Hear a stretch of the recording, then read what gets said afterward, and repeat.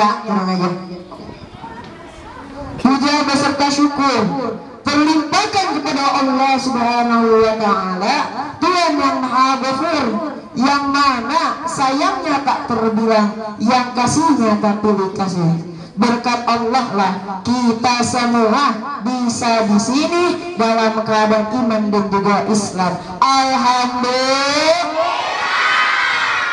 Ada pantun lagi nih. Ada pantun. Jalan-jalan ke rumah Pak Mansur, tidak lupa ke kota Bogor. Kita harus hidup bersyukur agar hidup kita teratur. Alhamdulillah. BTW, ada yang tahu nggak kenapa kita harus bersyukur atas segala nikmat Allah Subhanahu wa Ta'ala? Dijelaskan di dalam Quran, la in syakartum la azidannakum wa la in kafartum inna adzabi lasyadid. Apa kata Allah di dalam firman-Nya di dalam Al-Quran? Barang siapa yang mensyukuri nikmat-nikmat dari Allah. Jadi nih, kita bersyukur sama semua nikmat Allah.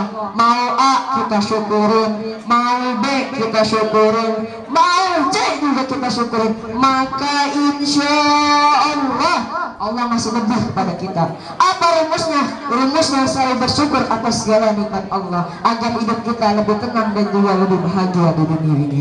Oke apa oke? Oke. Nah, menurut ataupun pandangan dari bersyukur ini, ada salah satu cerita. Ceritanya ini terkenal di kalangan orang-orang. Ada yang tahu nggak siapa? Cerita Korun. Ada yang tahu nggak? Nih yang tahu dapat hadiah nih. Ayo yang tahu maju, yang tahu maju. Ayo yang tahu maju. Buruan coba yang tahu maju. Kebenaran nih hadiah ya Allah, hadiah. Ani nggak bohongan, ani serius. Ayo buruan. Yang mau serius. Ayo cerita Korun. Pertanyaannya, bagaimana cerita Korun di zaman dahulu? Ayo gimana nih cerita Korun? Ada yang bisa nggak? Masa hadiah ini berpulang sama aneh? Aneh berpulang nih hadiahnya 55 ini. Ayo buruan. Ayo ada yang tahu cerita Korun? Ayo ada yang tahu nggak? Ya Allah. Ada yang tahu cerita Korun?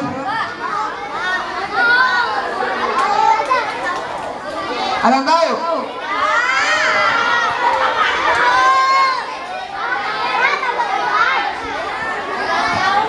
Ada yang tahu nggak?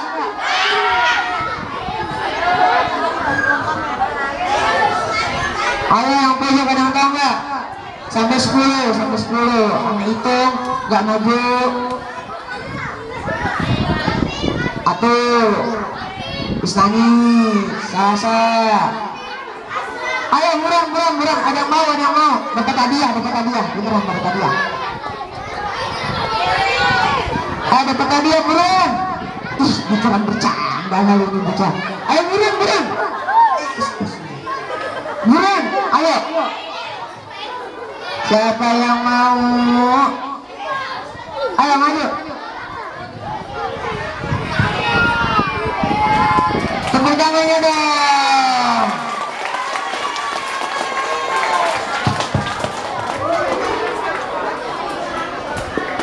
Mana orangnya yang hilang? Oh itu dia. Nih coba. Sini. Ih lama banget. Coba ada yang menanya, kira-kira cerita Korun itu bagaimana ketika dia itu diazab sama Allah? Coba tahu kan? Kenali namanya dulu, ya enggak? Ya. Nama saya Fayus Anwar, kelas 5B. Ceritanya tuh waktu itu Korun pas masih jadi miskin. Ini dia kan dulu suka beribadah, tapi setelah dia jadi kaya, lama-lama sikap kesombongannya makin banyak.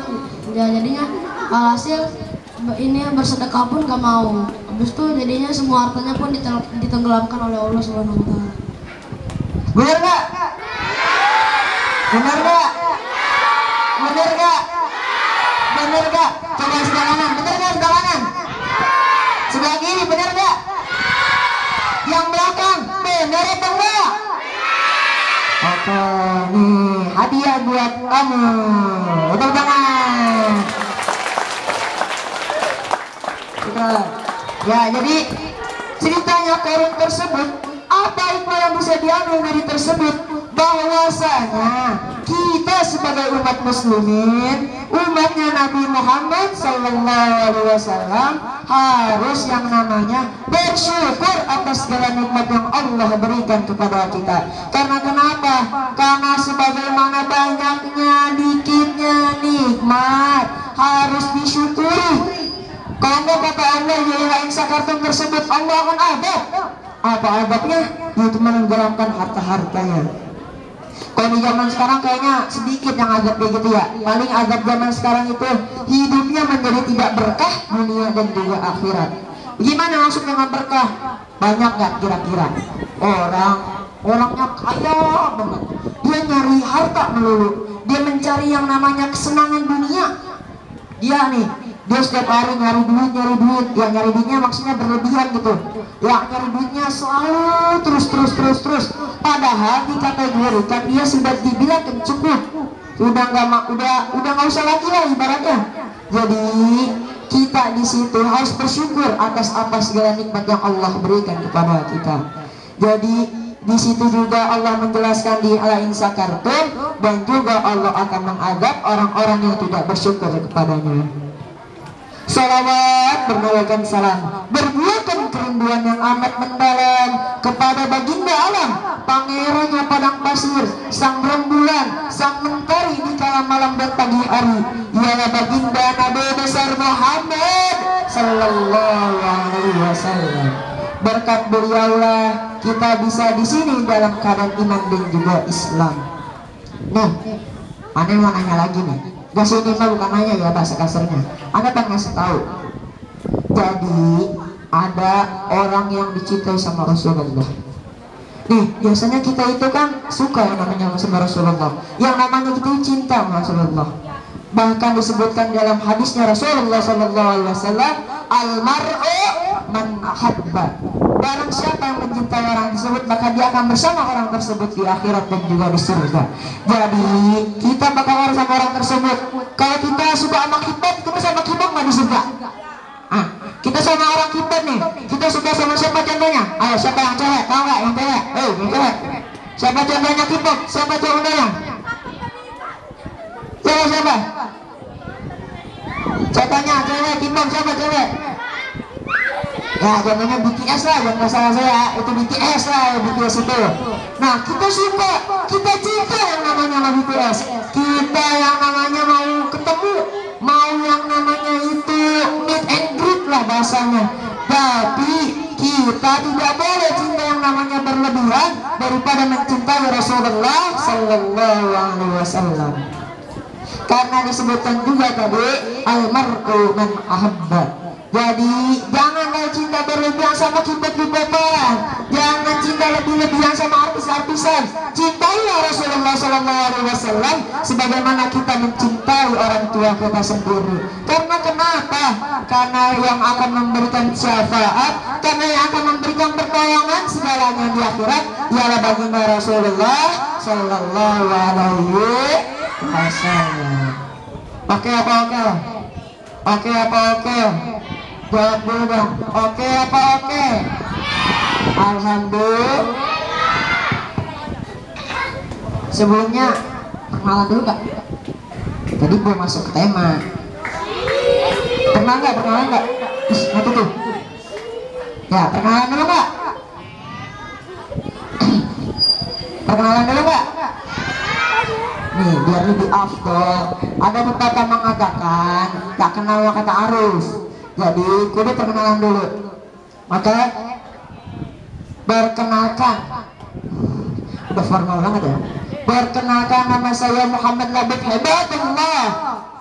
Ya, diam semua. Umur 17 tahun. Tahun ini 17 tahun. Sekarang 16 tahun. Tahun depan 17. Jadi saya sekolah di Madrasah Aliyah Ummul Qura Al-Islami, tadi juga salah sebut, afwan. Ya, jadi di sini saya cuma ngisi bentar doang, sejam paling ya.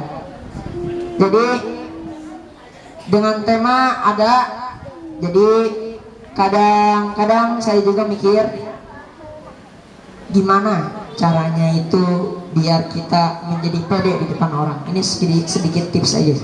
Menyela-nyela, takut waktunya kehabisan tengah jalan ya.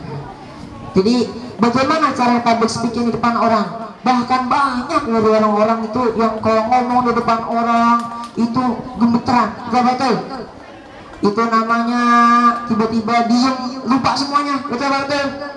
Banyak tuh yang namanya langsung diem, langsung gemeteran, langsung enggak. Tapi tadi teman kita hebat loh tuh. Dia itu bisa maju ke depan, dia itu bisa apa namanya bahasanya tuh, memberikan argumennya, memberikan pendapatnya. Gak banyak orang bisa seperti itu. Gak banyak juga orang yang bisa berdiri di depan. Karena kenapa? Karena yang namanya public speaking, karena yang namanya speech ataupun pidato ataupun ceramah itu punya yang namanya kompetisi dasarnya, ataupun yang disebut dengan sesuatu yang perlu dipegangnya. Apa itu? Ialah keberanian yang selalu diasah, yaitu dengan berani dan juga berpengaruh pada diri kita sendiri. Gimana contohnya? Misalkan nih, kita lagi depan orang, udah kita ngasih argumen aja terus. Ini sedikit pelatihan juga ya. Agar kenapa? Agar ketika kita nanti ketika berbicara di depan orang tidak malu. Seriusan, hakwan. Ketika kita naik tingkat ke tingkat yang lebih tinggi seperti SMP ataupun SMA, terkadang kita sendiri yang memprestasikan pelajaran tersebut. Jadi gurunya nggak memprestasikan lagi. Guru cuman, kamu siapa namanya contohnya di sini? Siapa contohnya? Wah, coba Rasya nih ya, Rasya. Coba Rasya, kamu berdiri, jelasin pelajaran yang di depan. Udah, kita menggunakan apa yang kita mampu, apa yang kita bisa untuk di depan. Coba kalau kita orang yang maluan, coba kalau kita orang yang gemeteran, tiba-tiba lupa, kira-kira bisa nggak maju ke depan? Langsung dikasih nilai di rapotnya D. Nauzubillah min dzalik. Jadi pentingnya public speaking, pentingnya cara penyampaian pidato, ya dimana kita harus melatih diri kita sendiri agar lebih berani di depan orang. Dengan cara setiap ada orang yang menanyakan kepada kita, kita memberikan argumen kita agar diri kita berani. Oke? Oke enggak? Jadi ke pelatihan ini ya. Ayo lanjut lagi materinya. Bismillahirrahmanirrahim. Qala Rasulullah sallallahu alaihi wasallam. Jawab, Allahumma shalli wa sallim wa barik alaihi. Rubba sha'imin laisa lahu min siyamihi ilal ju'. Banyak dari orang yang berpuasa itu tidak mendapatkan pahala apa-apa, nggak mendapatkan pahala apa-apa. Misalkan kita dari pagi, dari syafar, dari terbitnya matahari hingga ghurubu syamsi, sampai terbenamnya matahari, kita nggak dapat apa-apa, nggak dapat yang namanya speser, nol pahala, nggak dapat. Maksudnya nggak dapat pahala. Kenapa? Karena 3 perkara, yang satu perkara itu dibagi menjadi 5. Apa yang pertama? Al-ghibatu, ialah ghibah. Ini penting di sini nih. Banyak dari kita setiap hari di Ramadan, setiap hari di puasa kerjanya ghibah semua isinya. Nah, udah bela ini, jangan ghibah. Ibarat kita punya pahala 10, kita ghibah dikurangin 2. Kita selanjutnya dikurangin lagi, ya ujung-ujungnya nggak dapat pahala sama sekali, cuma dapat lapar dan hausnya saja, sekedar menguburkan dari kewajiban rukun Islam. Jadi gimana caranya biar kita mendapat pahala? Ya jangan ghibah. Cukup banyak nih di kita, kadang-kadang ditanya puasa nggak? Puasa. Tapi waktu di kantor, ataupun waktu di kelas, ataupun waktu di mana, tiba-tiba ghibah. Astagfirullahaladzim. Jadi jangan ghibah. Karena kenapa? Karena ghibah itu kesannya kita tidak menghormati antara muslim lainnya dan muslim satunya lagi. Al muslimu akhul muslim. Itu hadis sahih Rasulullah SAW. Ya, jadi seperti itu. Jadi jangan gibah di bulan Ramadan. Apa yang kedua? Yaitu berbohong. Nih ditanya sama gurunya. Kamu kenapa? Kamu itu nggak ngerjain tugas? Karena lagi Ramadan aku saya kilat. Ini kemarin ini. Padahal bohong. Lagi puasa dong. Itu mengurangi pahala juga. Banyak itu yang bohong di bulan Ramadan. Banyak gak? Banyak. Jangan kira sedikit. Banyak sekali orang yang berbohong di bulan Ramadan tidak mendapatkan pahala di bulan Ramadan karena berbohong. Nah, kan tadi udah dua materi ya. Yang pertama itu.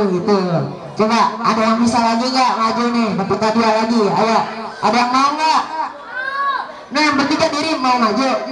Nggak apa-apa sini. Bahkan tadi baru dibilang kita itu harus public speaking, harus berani maju ke depan agar ketika banyak ini kita bisa mendapatkan manfaatnya dari public speaking. Ayo, ada yang mau nggak? Ada yang mau? Ya, bisa nggak ada yang mau sih? Ayo sini maju. Mana mau? Ayo, ada yang mau nggak? Mana buruan? Langsung diri. Pertanyaannya, apa tadi yang udah dibilangin yang dua itu? Baru bentar barusan, masa udah lupa? Ayo, ada yang mau nggak? Ayo.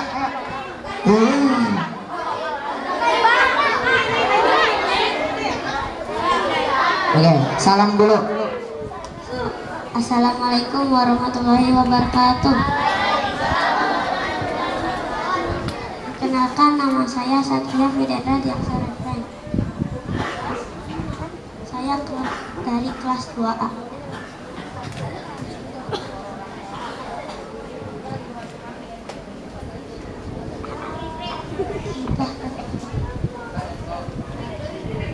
Oke, tepuk tangannya dulu dong. Ya, aduh, jangan malu-malu. Ya, jadi gibah dan juga bohong bisa mengurangi pahala puasa. Ya, jadi gibah dan bohong itu bisa mengurangi pahala puasa. Kalau kebanyakan gibahnya bisa ngabisin pahala puasa nggak? Bisa. Kalau banyak bohongnya bisa ngilangin pahala puasa nggak? Bisa. Oke, jadi yang ketiga apa? Yang ketiga ialah bersumpah palsu. Misalkan lagi ditanya, kan lagi tadi bohong juga ya, ini double nih, kita udah bohong habis itu sumpah. Yang itu, kamu malu nggak? Malu sendal? Kagak, wah, gitu dah. Nah, itu double itu, udah bohong, udah sumpah palsu, maka pahalanya dikurangi banyak. Apalagi kita ngebawa nama Allah. Naudzubillah min dzalik. Kita sebagai muslimin jangan bawa Tuhan sendiri, jangan bawa yang namanya nama Allah. Kalau misalkan kita sendiri belum tahu itu kejelasannya itu benar apa enggak, karena yang namanya sudah bawa Allah itu yang namanya bersumpah. Dan jika kita sudah bersumpah, udah yang namanya udah janji, maka kita sudah mengatasnamakan Allah tersebut di dalam ucapan kita. Jadi jangan ucapan Allah di dalam diri kita sendiri. Ya. Tadi yang ketiga apa? Yang ketiga jangan bersumpah, jangan ngaku-ngakunya ini. Ternyatanya itu. Nah, ini yang paling penting nih. Wan nazartu bisyahwat. Ada yang tahu artinya enggak? Ada yang tahu artinya enggak? Ada yang tahu artinya enggak? Yang banyak tahu artinya enggak? Wan nazartu bisyahwati. Ada yang tahu artinya enggak? Ada yang tahu artinya enggak? Ada yang tahu enggak? Wan nazartu bisyahwati. Wan nazartu bisyahwati artinya melihat sesuatu dengan syahwat. Ada yang tahu apa itu syahwat? Ada yang tahu apa itu syahwat? Apa itu syahwat? Apa sih? Syahwat itu adalah sesuatu hawa nafsu di dalam diri kita. Nah, itu nggak boleh tuh. Kita misalkan, jangan ya. Udah pada intinya, wa nadartu bi syahwati, melihat sesuatu dengan syahwat ataupun hawa nafsu. Jangan begitu. Kita itu harus menjadi orang yang baik-baik aja di dalam Ramadan. Karena kenapa? Ada Rasulullah SAW dan juga di dalam hadis qudsi. Tahu hadis qudsi apa hadis qudsi? Hadis qudsi adalah suatu hadis yang mana di situ Allah yang berbicara, namun meriwayatkannya Rasulullah SAW.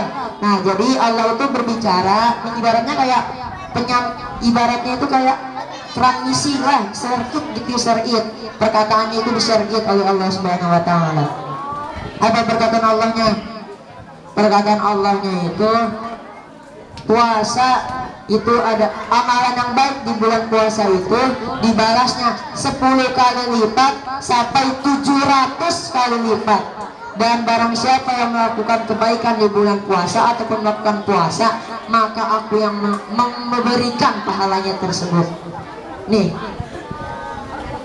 jamaah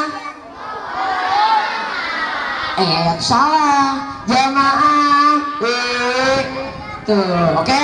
Ulang. Jamaah jamaah. Alhamdulillah. Nah, bagus, alhamdulillah. Ya, jadi itu kata Allah, amalan yang baik di bulan Ramadan dibalas 10 kali lipat sampai 700. Dan pahala kita puasa jadi beda. Ada amalan baiknya, misalkan kita melakukan kebaikan, bagi-bagi takjil di jalan ataupun membantu orang lain, itu dibalasnya 10 kali lipat sampai 700 kali lipat.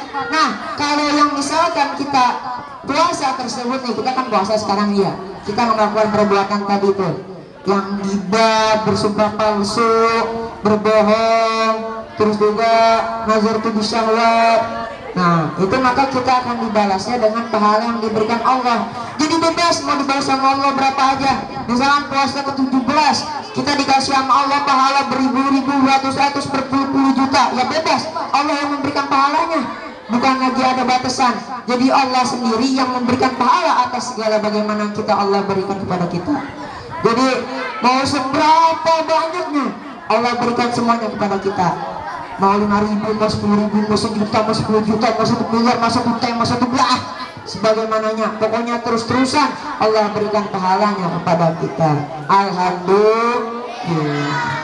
Bahkan di dalam hadis Rasulullah juga disebutkan lagi, bahkan seakan andai umatku tahu, umatnya Rasulullah SAW, kita tahu yang namanya keajaiban, yang namanya mujizat, yang namanya keistimewaan di bulan Ramadan, maka kita sendiri ingin yang namanya satu tahun itu, misalkan dari Januari sampai Desember, kita mau yang namanya semua bulan tersebut dikategorikan dalam puasa Ramadan.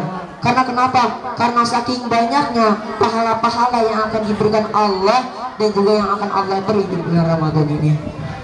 Bahkan udah pada tahu kan ya, para setan-setan dikurung di neraka, betul apa betul? Betul. Nah, jadi semua setan itu dikurung. Nah, itu udah banyak banget tuh keistimewaan. Masa sih kita masih nggak puasa? Masa sih kita masih nggak melakukan perbuatan baik di bulan Ramadan? Masa sih kita membaca Quran di bulan Ramadan? Padahal bulan Ramadan itu ialah bulan diturunkannya Al-Quran. Syahrul Ramadan, syahrul unzila fihil Quran wal huda linnas. Nah, jadi udah banyak banget tadi disebutin di atas keistimewaannya, kebagusannya bulan Ramadan. Masa masih nggak mau puasa, masih banyak yang bolong-bolong. Aduh, gimana ini? Ya, jadi kita itu minimal harus berpuasa di bulan Ramadan. Maksimalnya apa? Tadi jangan ghibah, jangan suka palsu, jangan melihat sesuatu dengan syahwat, jangan berbohong, jangan berghibah, nah itu sebagainya. Nah, ini berbeda lagi topiknya. Apa pahala kita yang diambil di bulan Ramadan? Itu dengan hal satu ini juga. Kita berbulan Ramadan, ataupun berpuasa dengan ingin mengharapkan pujian orang lain ataupun ria.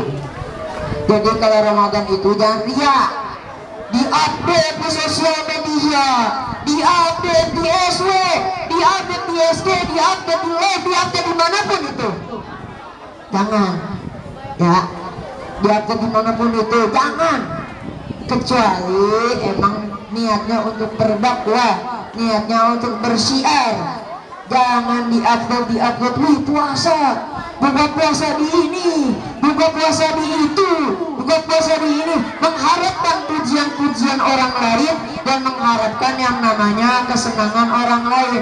Jadi orang anggap kita itu bagus, orang anggap kita itu ini, wah si ini mah ini, wah si ini mah itu, wah si ini mah itu. Maka pahala kita yang kita lakukan selama 1 hari penuh itu nggak bakal dapat pahala, nggak bakal dapat yang namanya keistimewaan di bulan Ramadan. Karena kenapa? Karena perbuatan ria, karena perbuatan nggak pada fokus. Kita hadiah lagi. Ada yang tahu tadi apa yang Allah berikan ketika kita melakukan perbuatan baik? Ada yang tahu nggak? Nih, soal lagi. Kalau sekarang campur, bebas. Mau yang siswanya bebas. Ayo, ada yang mau maju nggak? Ayo, maju. Ayo maju. Belum ini ada lagi. Pertanyaannya ulang lagi nih ya. Pertanyaan maju. Oke, ya udah. Lak. Perkenalkan nama, kelas sama jawabannya. Nama saya Abizar, kelas 1B. Pertanyaannya, apa yang Allah kasih itu ketika kita melakukan perbuatan baik? Pahala. Pahalanya berapa kali lipat? Ya, berapa? Berapa kali lipat? Itu bisa ke 10.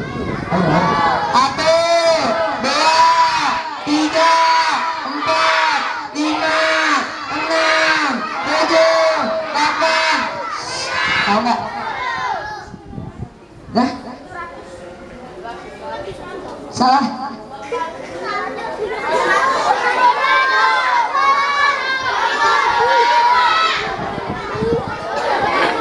Berapa?